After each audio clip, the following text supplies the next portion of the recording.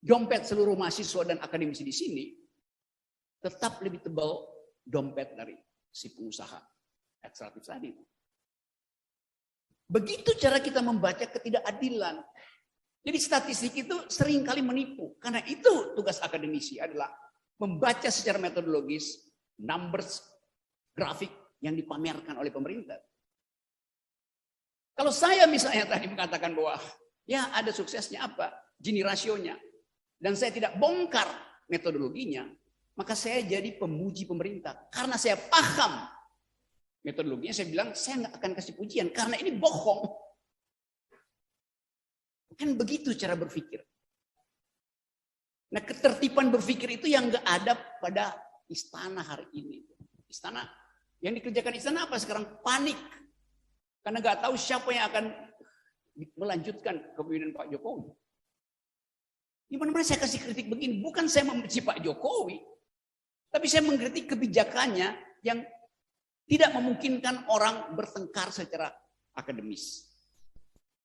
Apalagi nanti 2 minggu lagi itu KUHP akan diresmikan. Nggak ada pertengkaran semacam kayak itu, kita puas-puaskan aja sekarang ini. Sebelum kena delik.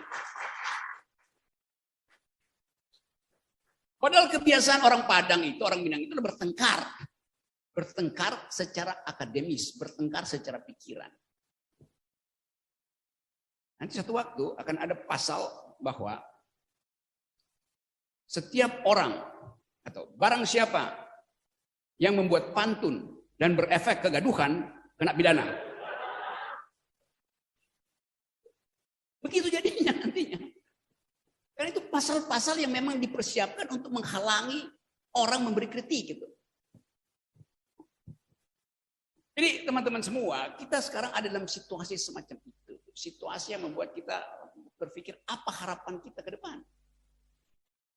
Tapi tentu sebagai insan yang menginginkan agar sebuah politik ini dihasilkan ulang berdasarkan paham demokrasi yang benar, maka saya menuntut presidential threshold itu dibuat 0. Bukan 0 sebetulnya. Nihil, nggak boleh ada. Tapi kemudian orang protes. Itu berarti saudara Rocky Gerung dan teman-temannya menginginkan ada kekacauan di republik ini. Loh kenapa? Dan kalau 0 kan artinya semua orang bisa jadi presiden. Dan memang konstitusi kita bilang setiap warga negara berhak dicalonkan dan mencalonkan diri sebagai presiden. Apa salahnya itu? Konstitusi bilang memangnya boleh presiden siapa aja tuh. Semua kita bisa jadi presiden. Bukan cuma yang 20%. Oh kalau begitu nanti akan ada ribuan presiden dong. Ya nggak ada lah ribuan presiden. Yang paling dulu kita punya 5 pasangan presiden biasa-biasa aja tuh. Bahkan awal reformasi ada 9 kali pasangan presiden biasa aja. Tapi kan itu ongkosnya makin banyak Pak. Kenapa? Nanti berapa kali pemilu? Cuma 2 hari. Pemilihan pertama yang 1000 itu. Pemilihan kedua tinggal 2 orang. Nomor 1, nomor 2.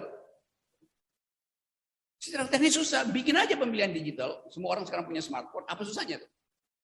Jadi terlihat bagaimana orang menghalangi perintah konstitusi hanya karena kecemasan-kecemasan pragmatik. Kan? Itu soalnya. Padahal jelas-jelas konstitusi tidak memberi izin pada DPR untuk menafsirkan pasal tentang pemilihan presiden itu dengan dalil open legal policy. Tapi Mahkamah Konstitusi justru pakai itu tuh. Dan Anda bayangkan dibatalkan terus. Lalu kita tanya, kalau begitu apa yang diinginkan oleh Mahkamah Konstitusi? Kalau saya maju dianggap nggak punya legal standing. Kalau partai maju juga nggak ada legal standing. DPD lewat Pak Lanyala maju nggak ada legal standing. Lalu apa legal standing yang memungkinkan kita duel argumen di ruang sidang Mahkamah Konstitusi tentang kuota threshold 20% itu? Dia juga nggak bisa jawab. Dia mengalami gagal pikir. Gagal mencerna buah demokrasi itu. Dalam ilmu kedokteran, gangguan pencernaan itu namanya konstipasi. Mahkamah Konstitusi berubah menjadi Mahkamah Konstipasi. Ngeden aja, nggak bisa buang air besar, anak gangguan. Kita ucapkan itu dalam upaya untuk, hey, Anda diminta untuk menghalangi mereka yang akan mendagangkan demokrasi. Sekarang dia jadi pedagang demokrasi itu. Karena 20% itu tetap adalah mainan oligarki. Saya berkali-kali terangkan itu tempat oligarki beternak polisi itu 20%. Dan kita nggak mau diternakan oleh oligarki. Karena akal sehat kita mengatakan bahwa kompetisi yang fair itu datang dari prinsip garis start yang sama. Bukan orang yang udah punya 20% buat start. Apalagi tiket itu tiket lama. Jadi bayangkan misalnya, PDIP misalnya. PDIP punya berapa suara sekarang? Juga nggak nyampe 20%, 19,3%. Tapi nanti dibulatin aja ke 20. Kenapa nggak dibulatin ke 19? Oke, katakanlah dikalkulasi, oke dibulatin ke 20%. 2019 nilainya 20%. Rupiah 2019 nilainya 12.000. Sekarang rupiah 16.000, inflasi. Demikian juga tiket politik partai-partai yang mengklaim punya threshold juga udah mengalami inflasi. Memangnya kalau pemilihan sekarang masih 20%. Mungkin aja jadi 40%, mungkin, tapi mungkin juga jadi 2%. Karena PDIP kasus korupsinya banyak betul.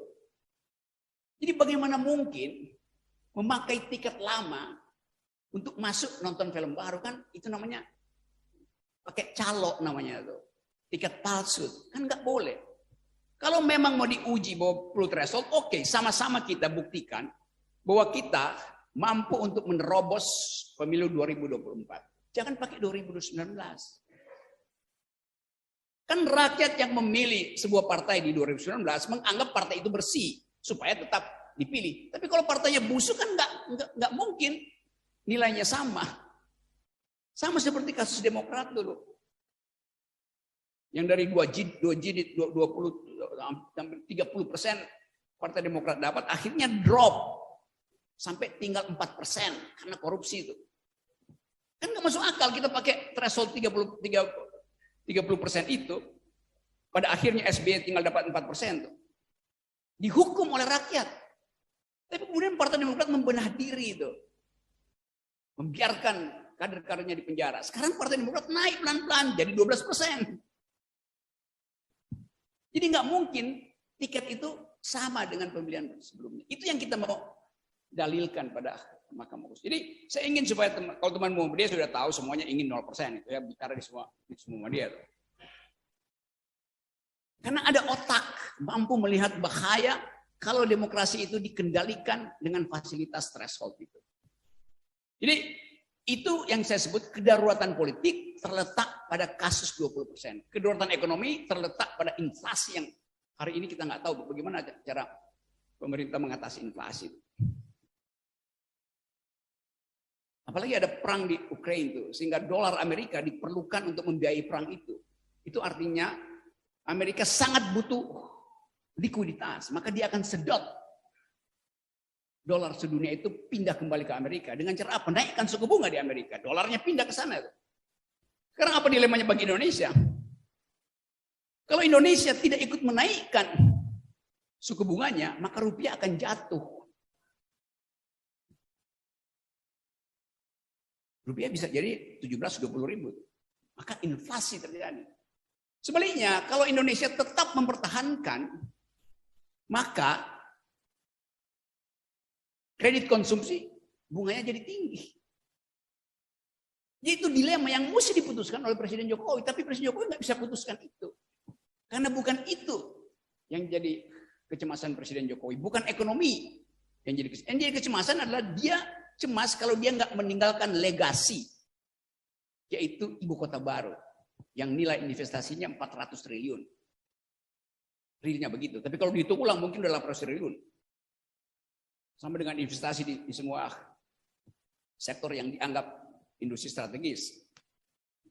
Jalan kereta Jakarta-Bandung nilainya udah hampir 2 kali lipat. Siapa lagi mau tanam modal di situ? Jadi kalau dikatakan bahwa ini akan terjadi mangkrak, pasti terjadi. Sekarang ada problem. Kedaruratan pangan dan energi dunia. Karena Ukraine versus Rusia belum selesai. Impactnya bagi Indonesia apa itu? Kita Kita pergi diplomasi, Pak Jokowi pergi seolah-olah mau damain perang, ternyata mau diplomasi supaya gandum itu, Rusia maupun Ukraina, masih bisa disuplai ke Indonesia, supaya tadi Indomie itu nggak bangkrut. Ternyata nggak terjadi, harga Indomie sekarang di dunia itu naik 2 kali lipat. Di dunia, harga jenis itu, Indonesia pasti naik, bentar lagi. Mahasiswa yang tadinya masih punya 5.000, pasti dia pesan Indomie, 2 sendok aja Bu, sepotong. Bumbunya juga dibikin sedikit aja. Jadi itu kondisinya. Lalu, mampu nggak kita bertahan dari krisis pangan dan energi itu? Tadi soal Pertalite. Kalau Pertalite misalnya tetap disubsidi, dalam 3 bulan Pertamina bangkrut dan mesti di bail out oleh negara. Tuh. Dibutuhkan 90 triliun. Lalu 90 triliun lagi tuh. Ya pasti dinaikkan harganya. Demikian juga fasilitas-fasilitas mak-mak di dapur. Semuanya meroket. Tapi dulu pemerintah bilang kita akan mampu untuk mengatasi pangan ini. Karena itu Presiden Jokowi bikin food estate. Di hampir semua pulau ada food estate. Yang ratusan ribu hektar. Saya baca terakhir minggu lalu. Semua food estate itu berhenti. Gagal. Apalagi yang di Papua. Yang dijanjikan akan jadi penopang pangan nasional. Berapa banyak hutan di Papua yang udah ditebang untuk food estate, sehingga staple food, makanan asli pulau itu nggak ada lagi, sagu segala macam. Karena berharap akan ada jenis baru, ternyata batal. Nah ini semua memperlihatkan bahwa kedaruratan itu ada di depan mata kita. Tapi kita nggak dengar ada semacam contingency plan dari presiden. Kita nggak dengar presiden ucapin sesuatu tentang keadaan ini. Karena memang dia nggak paham apa yang sedang terjadi. Hanya itu masalahnya. Jadi teman-teman, kita bahas ini secara akademis dalam upaya untuk memastikan kalkulasi kita ke masa depan apa dan apa yang bisa dibuat oleh kalangan kampus tentang keadaan yang sangat mungkin meledak sebelum 2024. Ada crossfire antara kecemasan membayangkan masa depan, kesulitan ekonomi dan real, dan akal-akalan politik soal threshold itu. Itulah saya kira pengantarnya dan kita masih banyak waktu. Silahkan Anda ucapkan sesuatu, kegelisahan kita share sama-sama. Dan kita coba pastikan bahwa ada pertahanan etik pada bangsa ini supaya tidak jatuh jadi semacam Sri Lanka.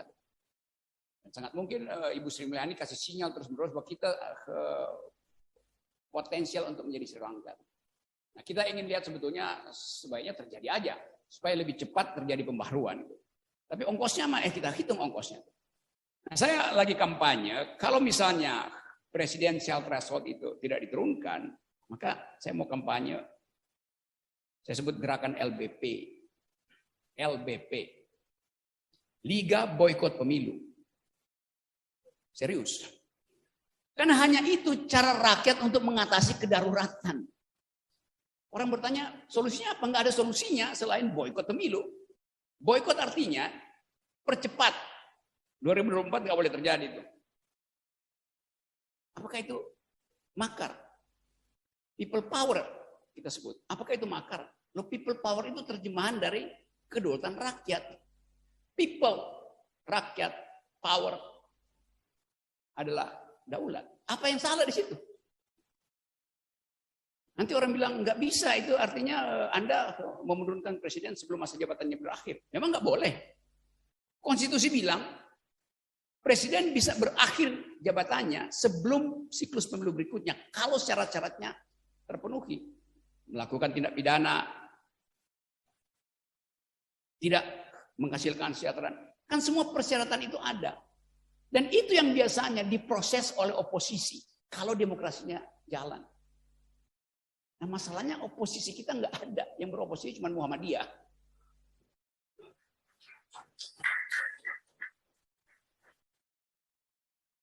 Ada Gerindra dulu oposisi. Pak Prabowo bilang saya akan bersama-sama dengan rakyat, timbul tenggelam bersama rakyat. Ternyata dia sekarang mengambang di kekuasaan. Jadi kita mesti ucapkan ini datang dari kejujuran analisis akademis. Bukan kita benci seseorang, enggak. Kita cuma mau terangkan bahwa hidup ini harus ada kejujuran itu.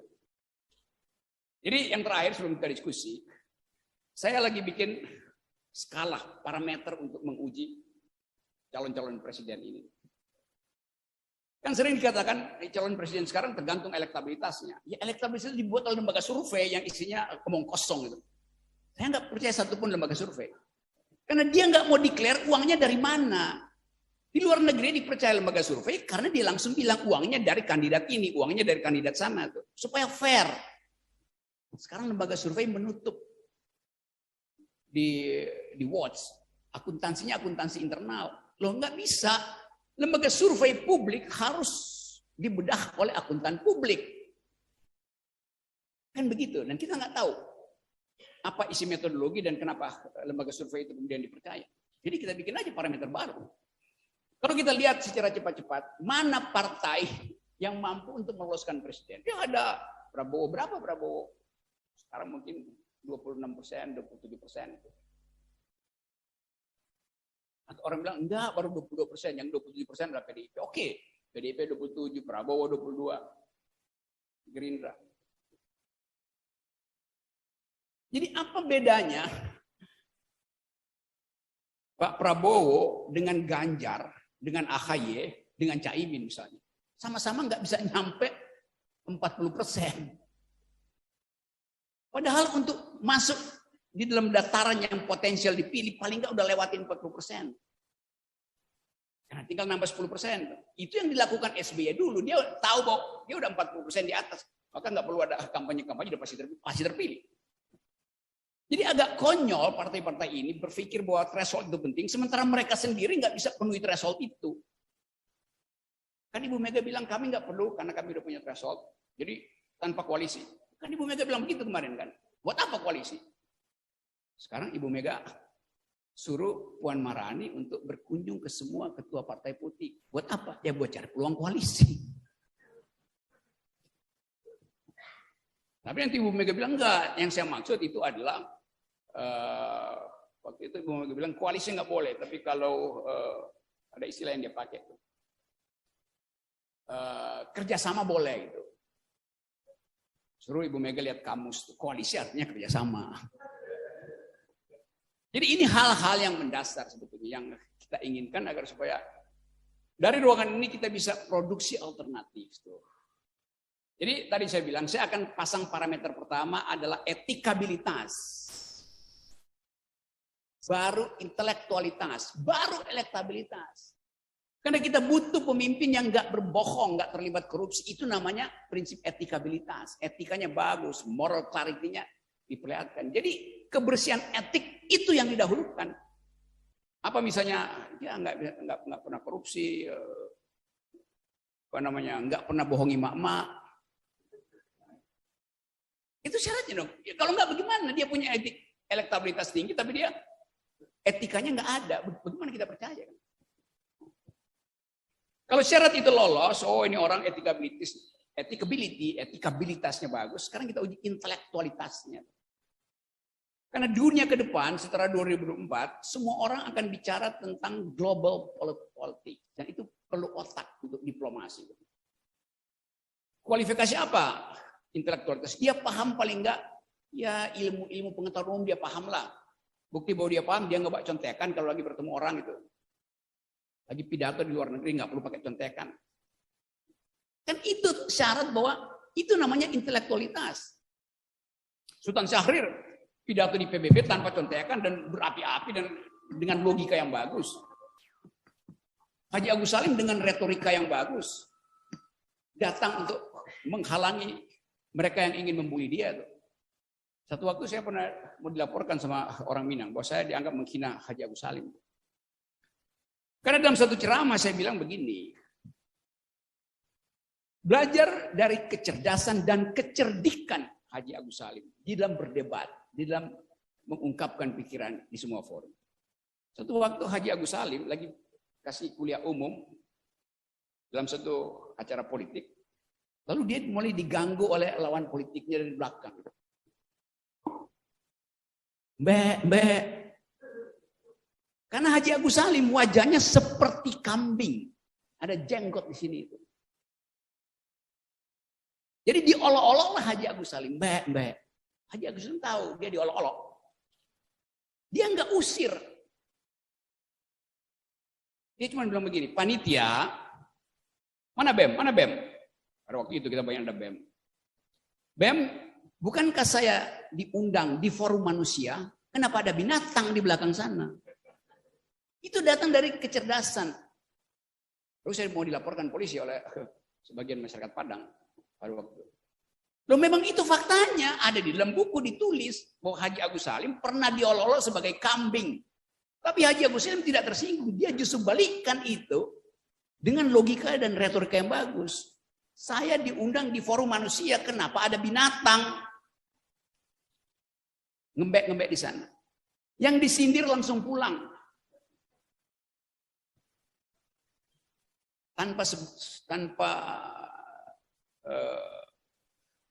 Tanpa mencicipi lontong Padang yang dia pulang, dia malu. Itu yang disebut kecerdasan berpikir. Dan Rana Minang penuh dengan kecerdasan dan kecerdikan itu. Jadi saya balik lagi pada keadaan kita tuh. Apa yang mampu mencegah darurat politik? Pikiran. Karena itu kita mulai dengan prinsip pikir, bukan kerja. Yang selalu disiniskan oleh Buya Hamka. Kerja. Kebu aja bisa tuh kerja. Tapi jadi tanpa pikiran nggak ada gunanya. Kita banggakan bahwa ini program kami. Apa program Anda? Kalau tidak dituntun dengan pikiran, maka jalan tol harga 10 triliun dijual 4 triliun itu apa kalau bukan kedunguan? Kan itu soalnya. Apalagi kalau kita bikin daftar kesalahan pemerintah. Banyak sekali. Jadi sekali lagi, saya berfungsi sebagai devil's advocate. Sebagai orang yang menguji proposal pemerintah. Dan hal ini seharusnya menjadi tugas DPR yang me-watch pemerintah. Tapi DPR bukannya me-watch, tapi dia takut justru karena dianggap tuh pemerintah itu akan rekam dia. Kenapa DPR takut? Karena partai-partai punya komorbid. Korupsi. Jadi kekuasaan tahu ini ngapain ini kritik-kritik saya. Kalian tuh bisa saya tangkap. Setiap saat semua partai saya tahu sprindiknya saya pegang itu. Kan itu masalahnya kan. Nah kita ada di universitas yang nggak punya kepentingan dengan soal-soal semacam itu. Karena itu maksimalkan kritik dari universitas. Dan saya percaya tidak ada yang mampu menahan terbitnya sang surya. Tidak ada yang mampu menahan pikiran bermutu dari BEM. Tidak ada yang mampu menahan rintihan dari rakyat yang ada di simpang-simpang jalan seperti lagu Mas Yo tadi. Jadi seluruh kedaruratan ini harus kita selesaikan dengan kembalikan pikiran sebagai dasar berdemokrasi. Terima kasih.